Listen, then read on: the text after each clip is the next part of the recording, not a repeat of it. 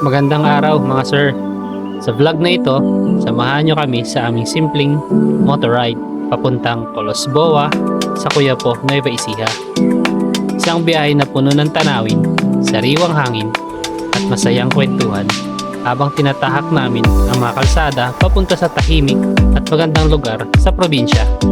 Kung mahilig kayo sa road trips, adventure at pagtuklas ng mga bagong lugar gamit ang motor, siguradong magugustuhan nyo ang ride na ito. Tara, ride safe at sabay-sabay nating tuklasin ang ganda ng Colosboa.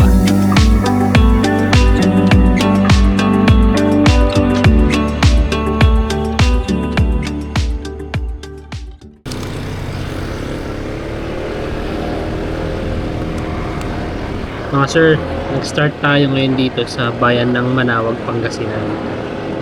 So tayo ay dumadaan ngayon dito sa tinatawag nilang Coastal Road. So nagsisilbi itong bypass sa mga pupunta ng Dagupan kung ikaw ay nanggagaling ng norte at dadaan ng Manawag. Dahil sa araw ng linggo, sobrang traffic dun sa mismong bayan ng Manawag. Kaya malaking tulong sa mga motorista ang bypass road na ito. So pwede silang dumaan dito kung sila ay pupunta ng Dagupan or pupuntang San Carlos, at ganoon din pupunta silang Ordaneta or Mapandan. So dito sila dumadaan.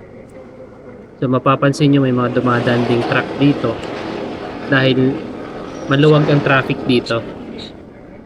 Kung araw ng Sabado at Linggo dun sa mismong bayan ng Manawag, sa mismong sentro, traffic na dun. So kung kakaliwa ka, papunta na itong Ordaneta. Sa kanan naman, doon papuntang mismong bayan ng Manawag.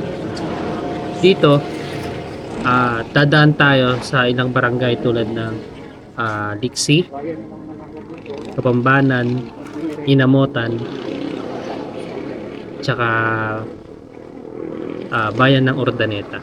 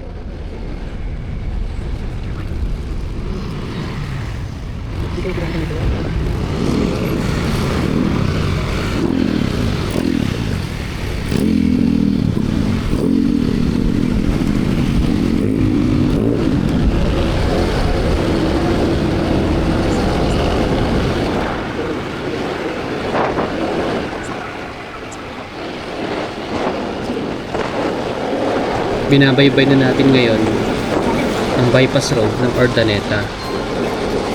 Sa bypass road na to, napapadali ang biyahe ng mga biyahero.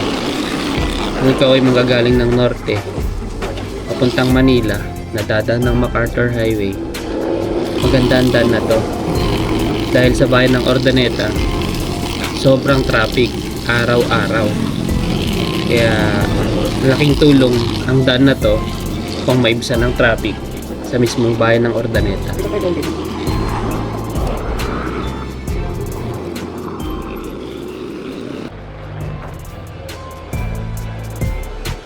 Ang kalsadang ito ay bahagi ng makasaysayang MacArthur Highway, isa sa mga pinakamatandang pangunahing daan sa Luzon.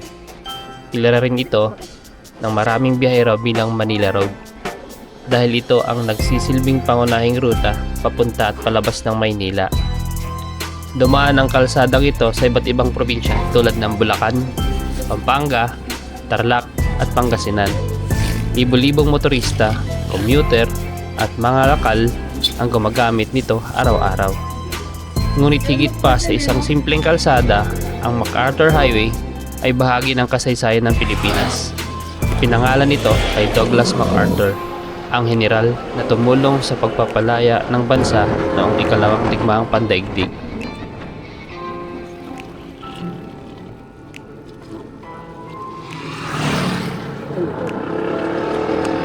Ang kalsadang ito naman ay ang Carmen East Diversion Road sa Pangasinan.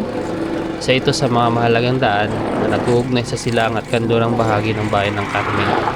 Ginawa ang diversion road na ito upang bawasan ng traffic sa sentro ng bayan at upang mas mapabilis ang biyahe ng mga motorista.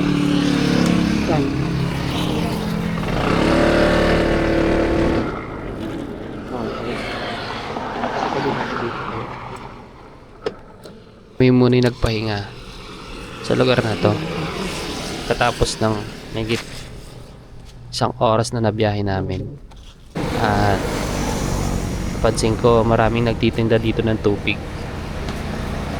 Masarap ang paninda nila, hindi masyadong matamis, kaya napahinto muna kami pag merienda ni Mrs. Sarap ding magmuni-muni dito.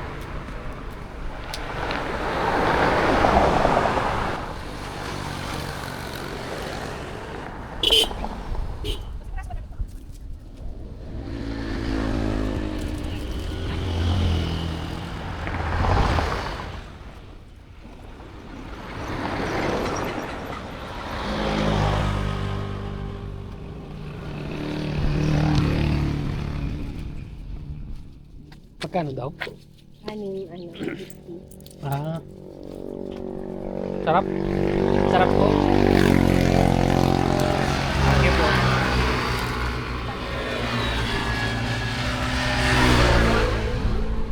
Doon na natin kainin sa ano?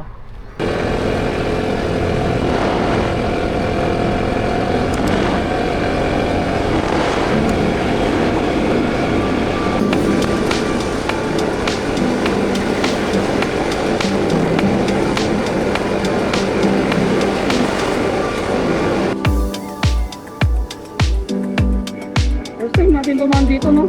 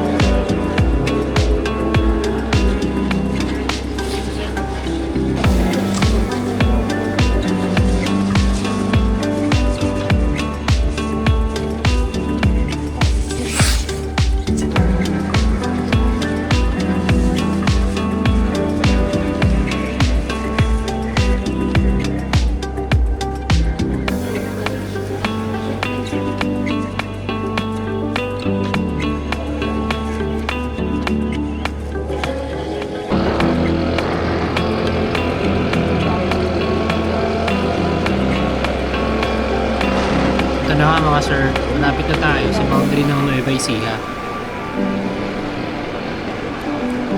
Buhay, Nueva Ecija. Yun, kakaliwa tayo doon sa pinakamalaki. So dito naman, kakaliwa na tayo. Pag nakita nyo na tong pwesto na to, kakaliwa tayo dito para pumasok.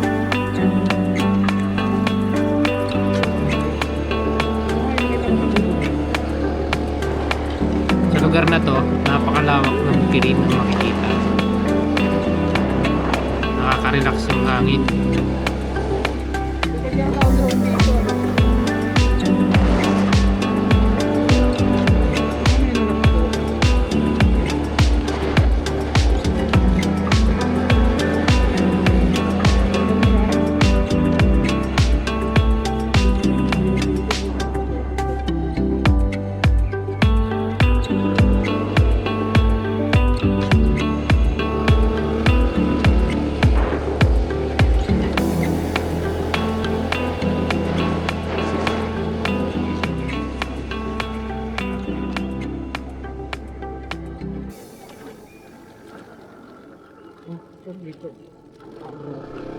So kakanan tayo dito mga sir. So magmula dito hanggang dun sa Colosboa, siguro abutin pa tayo ng mga 10 minutes to 20 minutes. Kaya enjoy nyo muna yung daan. So may mga madadaanan tayong medyo lubak-lubak, pero kayang-kaya naman ng ating PCX. At walang masyadong dumadaan na mga sasakyan o mga tricycle dito. Kaya masarap ang mag stroll dito. So dahil medyo matagal pa at mahaba-haba yung kalsadang ito hanggang sa Colosboa Hills, enjoy nyo muna mga sir, at ipa-fast forward ko na lang. So sa lugar na to makita nyo may mga konting lubak-lubak, pero kayang-kaya ng ating mga motor. Kahit sedan, kayang-kaya dito. So enjoy mga sir.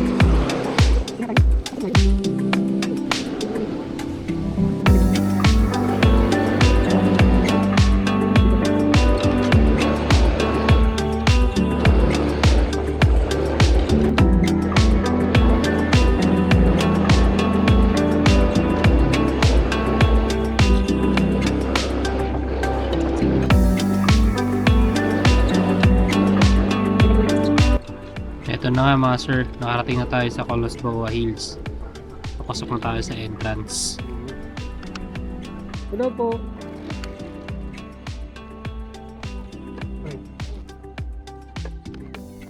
So, dito na po yung ano, yung tinatawag nilang apa. Ito yung entrance niya. Walang entrance po. Dito lang po ang parking. May magkano po parking? Wala. Wala rin po. Ah, okay. Sige. Pwede po kami. Opo. Tiga saan po kayo, sir? Sa Pangasinan po. Yan lang, malapit po. Isa po pwede mag-park? Dito na lang po. Lahat po dito. Ah, sige. Dito lilim po mamaya. Sige po. Walang Maki- bayad dito. Kung may wala kayong baon, bibili na lang kayo. Ganun lang po. Mm, Pag-parking po wala yung mm. Noon na yata kaya medyo mainit pero hindi po talaga ano. Then maraming puno na pwede kang silungan. So banda ron may mga upuan din doon sa silong ng puno. So sabi nila bandang hapon daw may pinakamaraming pumupunta rito. So may nadaanan kami doon. May dala silang mga baon nila. Ayun o, parang ganun sa bakaw. So may lalakarin lang na konti. Tapos yung paradahan doon. Iwan doon ang sasakyan. At bawal daw pumasok ang sasakyan dito. Although, pwede naman dahil maluwag kaso off-road siya. Yan. So mamaya papalipad tayo ng drone dito. Yan.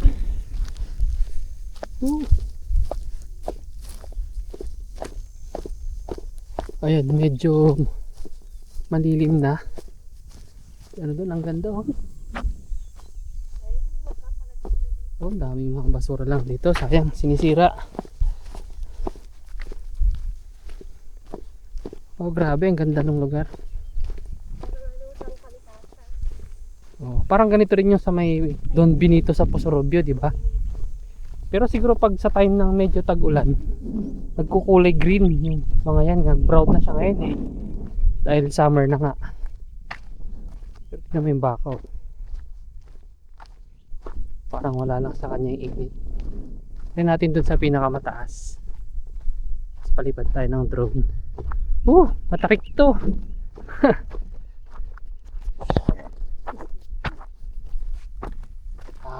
Yan. Kayanin natin. Grabe. Pag nadulas ka dito. Exercise. Exercise. Sabi sobrang tarik.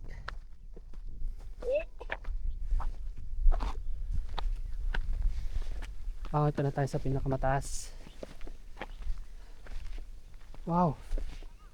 Yun, yun yung bundok na nakita natin kanina. Sinasabi mo, ang cute ng bundok na.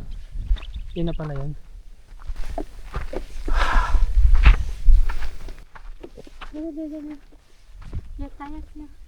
Wow. Ito na. Yun lang, hindi ko alam. Sana pwede sana mag-camp. Yung mga nagsulugan lang dito. Ito na lang tayo. Akit na lang ako doon mamaya. No? Akit na lang ako doon mamaya. Or tignan ko din yung ano, yung sa kabilang ano rin niya. Na itsura doon sa kabila. Ito guys. Ito na yung pinakamataas. Makikita mo na. Tignan natin yung kabilang ibayo. Wow. Oh, ang ganda. Lakas ng hangin. Ayan. Oh, may part pa.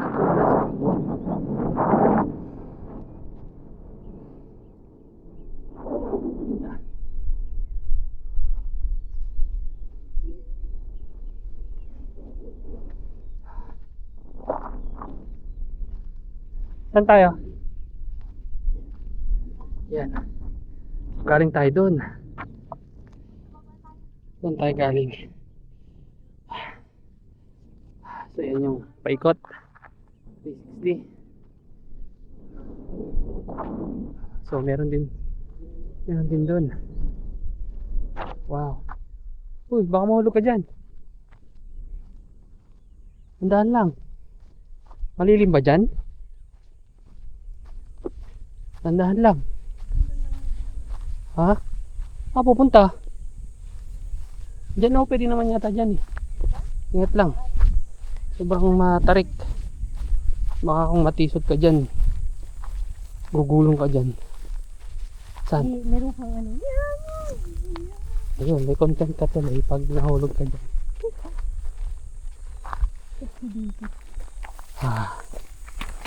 Tayo, naunahan kasi tayo doon. Meron, ang ganda ng pesta nila doon eh. Yun ang pinakamaganda. Ang Colosboa Hills ay matatagpuan sa barangay Colosboa sa bayan ng Puyapo, sa lalawigan ng Nueva Ecija. Noon pa man, kilala na ang lugar na ito ng mga lokal dahil sa malawak nitong damuhan at mga burol na nagbibigay ng magandang tanawin ng kapatagan ng Nueva Ecija. Sa mahabang panahon, ang lugar ay nanatiling tahimik at pangunahing ginagamit ng mga magsasaka at residente sa paligid. Noong mga taong 2011, mas nakilala ang Colosboa Hills na matuklasan ito ng isang grupo ng mga lokal na siklista na naghahanap ng lugar para sa isang mountain biking event sa bayan. Dahil sa kakaibangan nyo ng mga burol nito nakahawig ng tanawin sa New Zealand, tinawag itong New Zealand of Central Luzon. Mula noon, unti-unting naging popular destinasyon para sa hiking, biking at pamamasyal ng mga turista sa lokal na residente. Sa kasalukuyan, ang Colosboa Hills ay isa sa mga kilalang pasyalan sa Quiapo, kung saan maaaring makita ang mga malalawak na berdeng burol, sariwang hangin at magandang tanawin ng kalikasan. Dahil sa kagandahan nito ay may mga panukala na rin na kilalanin nito bilang opisyal na tourist destination sa lalawigan ng Nueva Ecija.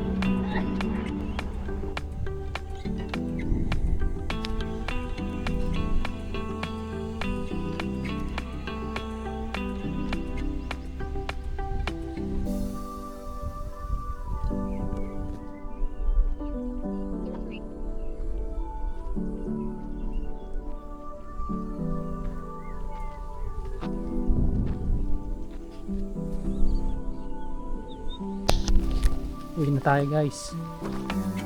Ang ganda, isang ikot pa sa magandang Colosboa Hills. Yan. So uwi na tayo. Tapos lang.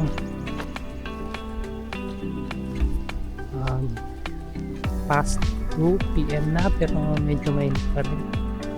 So magandang pumunta rito guys. Mga alas 4 ng hapon. Yan. Doon yung pinakamataas. Yan. Magpunta ka tanghali dito, medyo mainit. Pero may mga puno naman, mga lilim na puno tulad yung. Yan. Ganda ng view. Yan. Ito, pababa na to. Medyo matarik. Kaya hindi pwede dito ang motor sa bandang ito. Pero doon pwede, kaso pinagbabawal nilang pumasok. So, yun, doon yung pupuntahan natin. Doon tayo nag-park. So, guys, pauwi na kami. Sana nagustuhan nyo yung trip namin na to.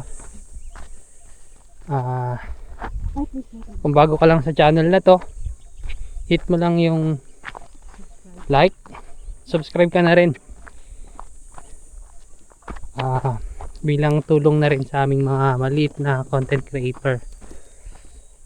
Malaking tulong po yung pag subscribe and pag share po ninyo. So yan po, ang ikot ulit. Yan. So ang lawak nito, gandun pwede kang mag doon, pwede, wala siyang walang bayad, pati yung parking. Sabi ni ate doon sa may walang parking daw. At bili ka lang ng merienda nila. Kung magbibigay ka naman ng parking, okay lang. Malaking tulong na rin sa kanila. So guys, pauwi na kami ni Mrs. At hanggang dito na lang. Kita-kits sa next na adventure namin. Bye! Sa mga nakaabot sa dulo ng video na to, muli maraming salamat. Kung nag-enjoy kayo, hit nyo lang subscribe at share nyo na rin. Salamat!